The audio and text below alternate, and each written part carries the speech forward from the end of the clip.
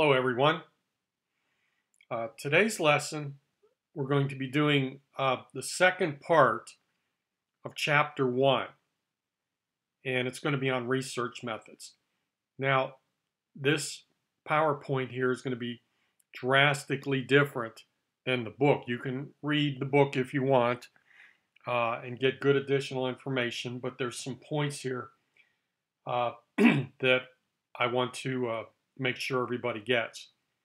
So let's get started here on research methods. Now, this is an important study to the field of psychology. I'm not a research scientist in the field of psychology, but it is an important part of psychology to come up with the groundwork and the theories that scientific psychological principles are based on.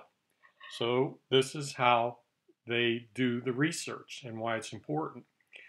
Now, there might be some of you going on in psychology, and this might be your career field.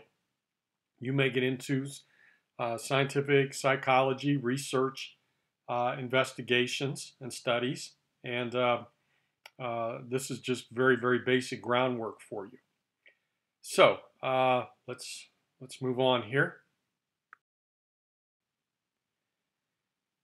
Research methods. It's a scientific approach to answering, it's a systematic approach to answering scientific questions. It's regular and orderly. You need a regular and orderly process. You can see from this diagram here, this is the cycle of research, development in business and industry.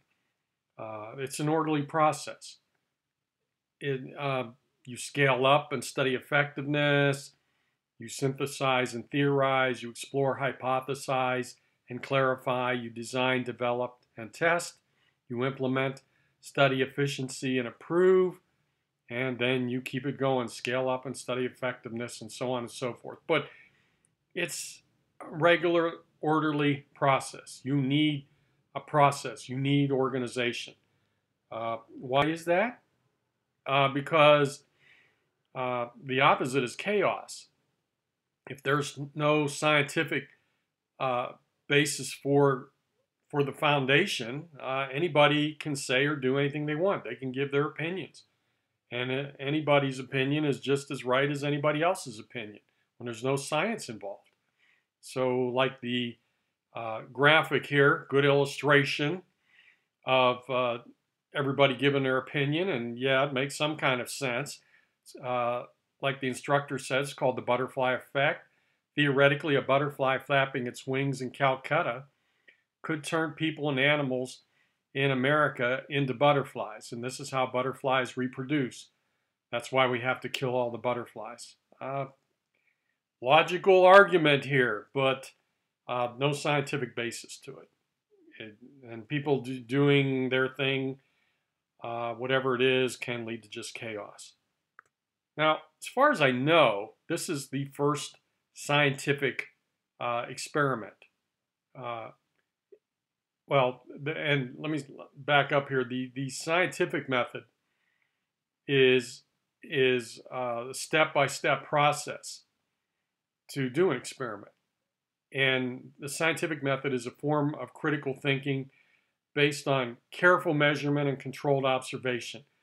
Now, as far as I know, this was the first scientific experiment. It's called the Muybridge experiment back in 1878. And from what I gather, back then they used to have clubs where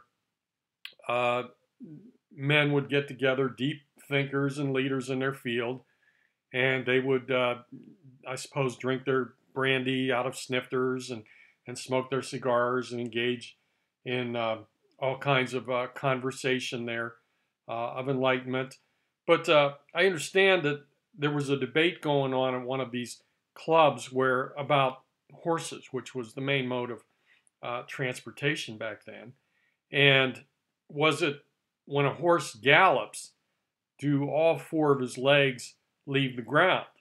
Or are a leg or two still on the ground when he gallops? And he just went, the horse just gallops too fast for anybody to do that by observation.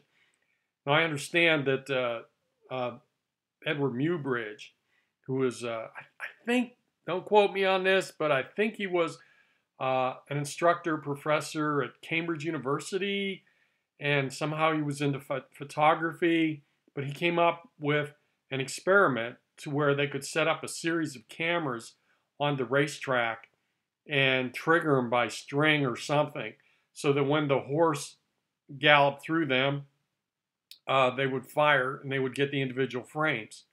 Now, this graphic here shows the horse galloping, the actual individual frames. This is the actual, from the actual experiment back then.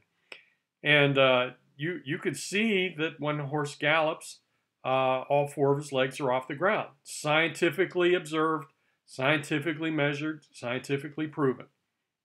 First scientific experiment. All right, now the steps of the scientific method. Step one is making observations. So you observe something. And step two is you define a problem. And step three is you propose a hypothesis. Step four is you gather information, you test that hypothesis. The next step, 5, is building a theory. And the next step is you publish your results. Now, I'm going to break down some of these terms here. Making observations is pretty self-explanatory. Defining a problem is explanatory. I want to get into hypothesis and theories, though. So let's look at a hypothesis first. Okay, a hypothesis is the predicted outcome of an experiment or an educated guess about the relationship of variables. It's a specific, testable prediction about what you expect to happen in your study. Okay, so the hypothesis is before you do your experiment.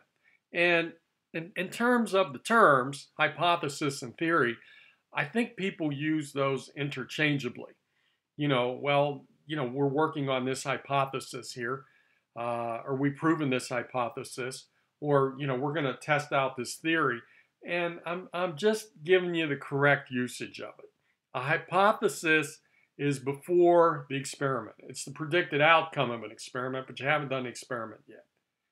Okay, now, like for instance, let's talk about a hypothesis here. Back around the turn of the century, astronomer Percival Lowell, I understand, had access to a huge telescope, and he was studying Mars. And he noticed in his studies of Mars that they had different seasons up there, and there were these shapes and structures that moved during the season. So he developed a hypothesis from that Mars was a dead world, or a dying world, and these shapes and structures were canals, and they were used to move water all over the planet for the people. Now, building a canal on Earth is a major undertaking that takes years. And yet on Mars, these shapes and structures are moving around season to season. So Lowell hypothesized that not only were there Martians, there was a race up there, but they were far in advance of us because of their technological capability of constructing and moving around these canals. Now, as interesting as that sounds, that was his hypothesis. Now, that wasn't proven and experimented until we started sending satellites and landers to Mars, and we know it's just a dead world. So since we've sent all these landers and satellites circling Mars, I mean, we know we are operating under the theory at the moment that there's just no life on Mars. But that's been tested now since we've had the capability and access to do that, which I think started in the 70s is when we were sending some probes there. Anyway, so you see the difference there. The hypothesis is what he had, but there was no way to test that until the 70s. Now, a theory is a system of ideas designed to interrelate concepts and facts in a way that summarizes existing data and predicts future observation. It's a well-established principle that has been developed to explain some aspect of the natural world. Now, this comes after the experiment. You take the results, and from the results, the data, and the summary of the data is where you predict future observations. And you theorize based off of your results of the experiment. This comes after the experiment. For instance, here we have Einstein, his theory of special relativity. A lot of you have heard of this before. E equals mc squared. So this has been tested, proven. It just holds up. That's why they call it the theory of special relativity. It's not the hypothesis of special relativity. It's a theory of special relativity. Okay, so that's just those two terms, theory and hypothesis. Just wanted to technically get those separated and straightened out.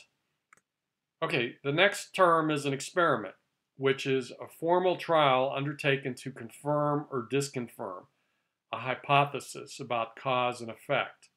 Okay, so this is a formal trial undertaken to confirm or disconfirm a hypothesis. Now, the picture here was an experiment in cloning. This is the taxidermy of Dolly the sheep. As far as we know, Dolly the sheep was the first cloned animal. And she was an exact genetic duplicate, DNA duplicate of wherever they got the original material from. And just if you're curious, I understand that Dolly had some health problems. It was like there was something wrong in the copy, like a bad copy or something. So anyway, but they have preserved Dolly here. But, you know, cloning was an experiment. This was an experiment. Now, closer to home here with psychology, this is an actual experiment here. And I'm going to go through this so you know what you're looking at. But then I'm going to break this apart piece by piece so we can learn the parts and the terms of it. So this is an actual experiment. It was to assess the effects of music during study on test scores. So does listening to music improve your test scores? Does listening to music hurt your test scores? And what they did was they had a pool of possible subjects, and they came up with they randomized which group they were in, and they put them into experimental groups and control groups. And from there, the conditions at that point were identical. They just studied. Now, after that, they changed a variable. They call it the independent variable. I'm going to be explaining this, but they changed it. In other words, with the experimental group, they played music while they studied. Meanwhile, in the control group, there was no music there. And then the dependent variable was going to be their test scores. Did playing music affect their test scores in a good way, bad way? Didn't change them at all. And so they tested by the exam or the quiz, to get the scores. Now that was real quick. I'm gonna go back and break this down here. We're gonna see this chart again later, but by then hopefully you'll know every single piece here. Okay, so let's talk about cause and effect.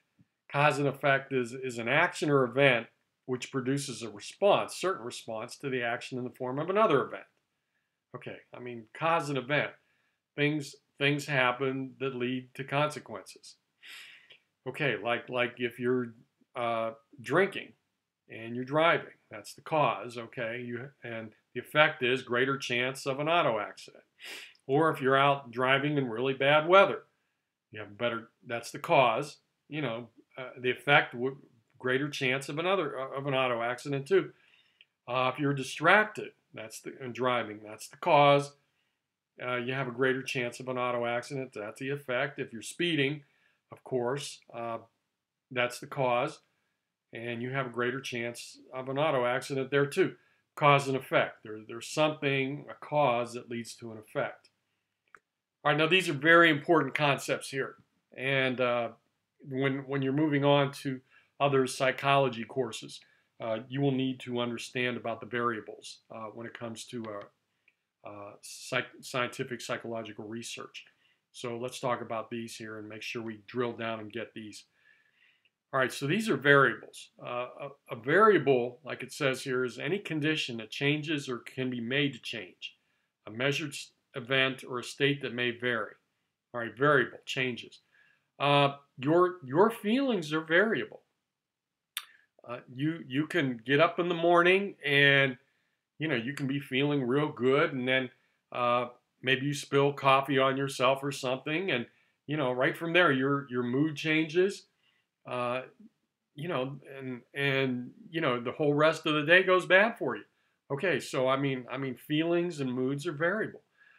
We live in Ohio here. The weather is variable. I mean, 1 minute it could be sunny and 80 degrees. 5 minutes from now, look out the window. We could have a rain. It could drop all the way down to the 60s and the 70s. Could be a sunny day. 5 minutes from now, it could be gray and cloudy. The weather in Ohio is variable. It can change. Any condition that can change is variable. And scientifically, it can be made to change too. Okay, now the two most important terms here, the things that can be made to change, are independent variable and dependent variable.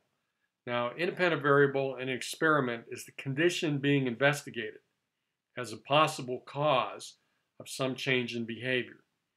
All right, so the independent variable is a condition being investigated, hypothesized, as a possible cause of some change in behavior.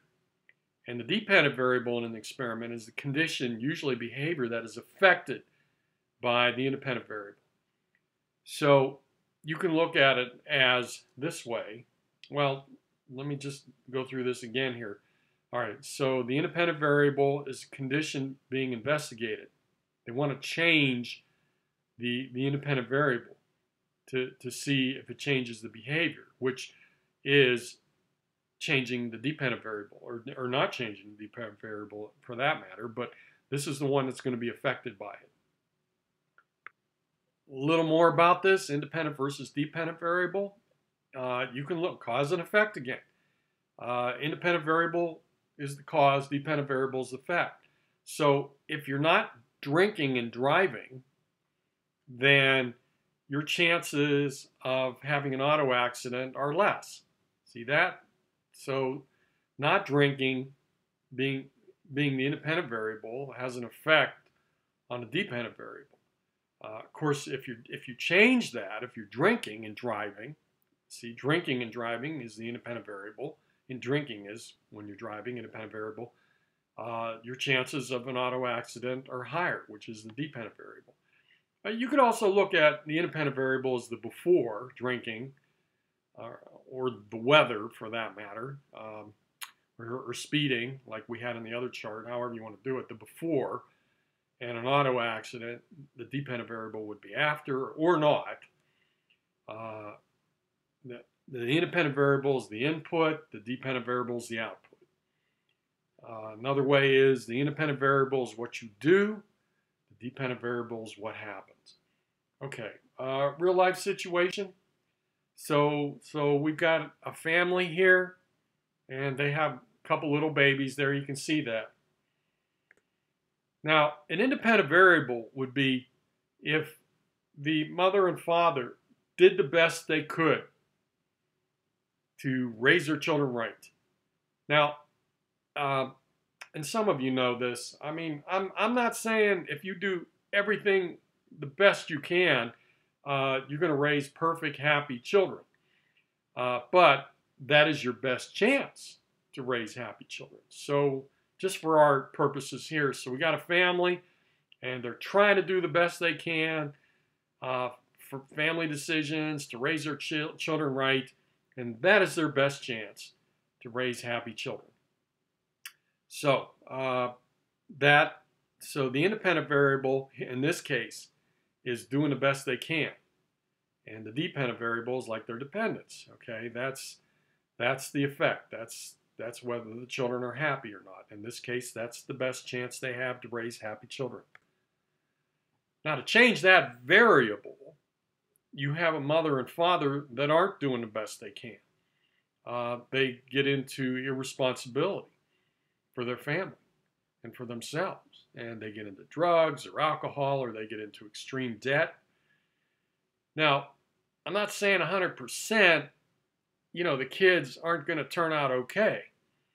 But I will say that parents being irresponsible, having a family, having children, and getting into drug use and getting into alcohol abuse and getting into excessive debt, that's the best chance for problems with their children. Okay, so you see how the variable changed there, and the other one there, they were the independent variable was doing the best they could for their children, and that was the best chance for happy, well children.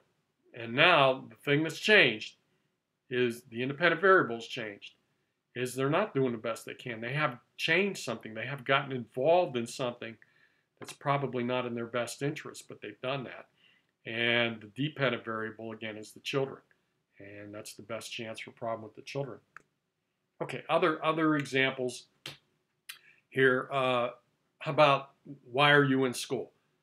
Because of the effects of education on wealth.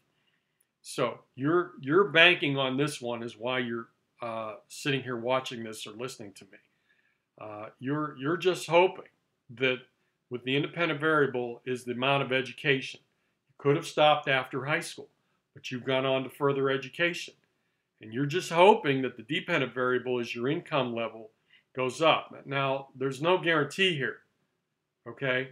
You can, go on with your college, get your degrees, and we hope you do. And there's no guarantees in this world, except they say death and taxes. But you have a better chance of getting a higher income. Okay, it's just, there's no guarantees that's going to happen, but you do have statistically a better chance. So you see that? So statistically, with a lesser income, you have a better chance of not getting a higher income, but with higher education, you have a better chance of getting a higher income.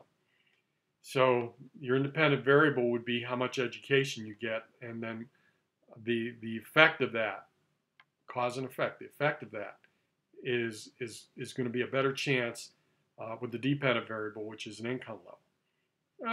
An easy way to look at this is the effect of fertilizer on plant growth.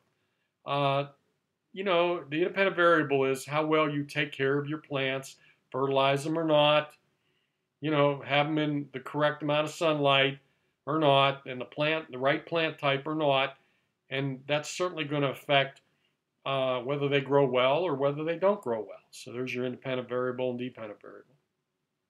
And scientific experiment about the effects of vitamin C on lifespan. This is because of Nobel Prize winner Linus Pauling, who the independent variable in the experimental and the control groups was whether they got the vitamin C or whether they just got a placebo. And according to Pauling, I think, according to the experiment, there was some correlation with a better chance of a longer life. So there's your dependent variable.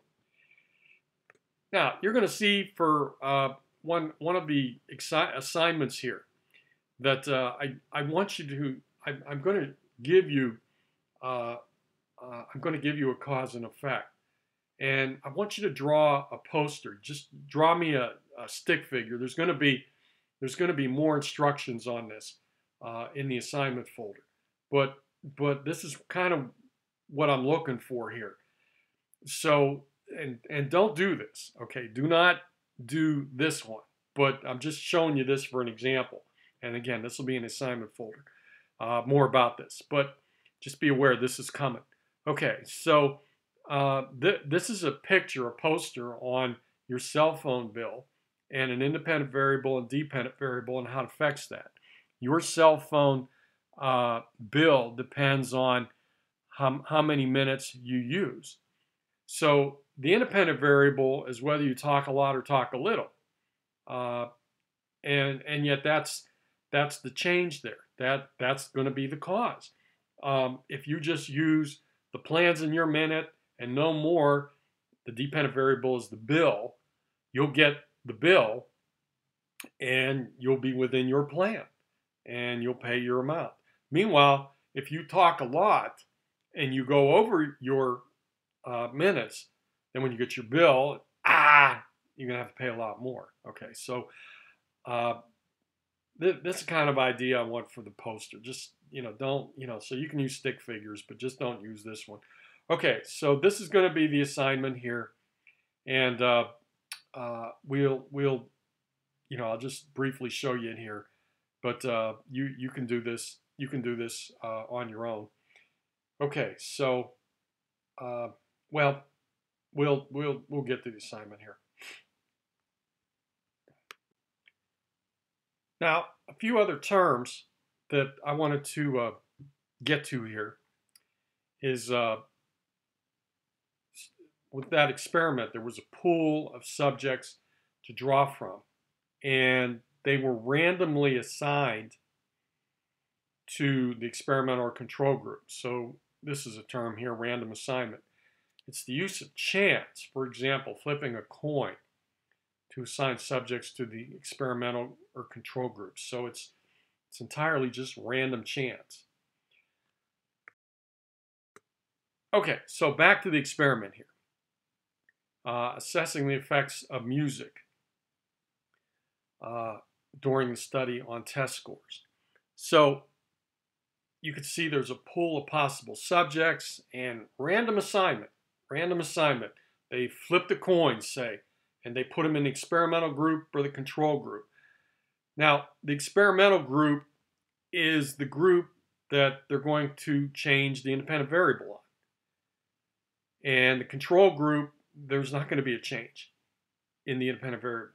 So in the experimental group and the control group, as you can see moving down here, they had identical conditions up to a point. They studied for the test. All right, now they changed the independent variable in the experimental group.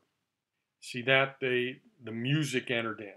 They played music while they studied. Meanwhile, over there in the control group, there wasn't any music. Okay, and then they gave them the exam and they looked at the test scores, and that was the dependent variable. Did the music change something, change the behavior, change the test score? So now you may be curious how this turns out because you might think it might have applications for you. From my research, it's pretty individualized how it came out. In other words, there are people who study better with no music. There are people who study better with music. There are people that just need absolute silence to study. There are people that do better with background noise. So there's no general rule or hypothesis you can draw from that says, oh, well, if you play classical music like Beethoven while you're studying, you'll increase your test scores. That's an individual difference.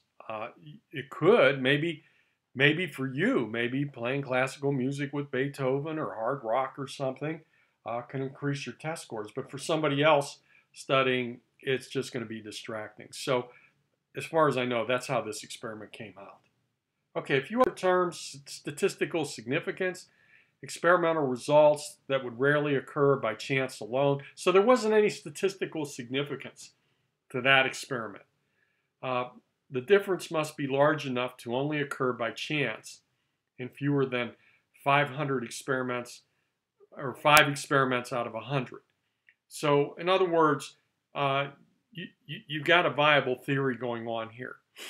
If the results couldn't happen by chance, well, if they happen by chance in fewer than 5 experiments out of 100, so like 95% of the time this theory is going to hold. Yeah, there's always an exception to the rule, but 95% of the time this theory is going to hold. That's a statistical significance.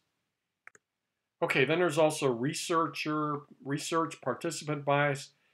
Changes in the behavior of research participants caused by unintended influence of their own expectation. So, in other words, if a participant goes into an experiment and they go, okay, well, first there was no music while you were studying. Now we're going to play music when you're studying. And someone could be there, oh, good.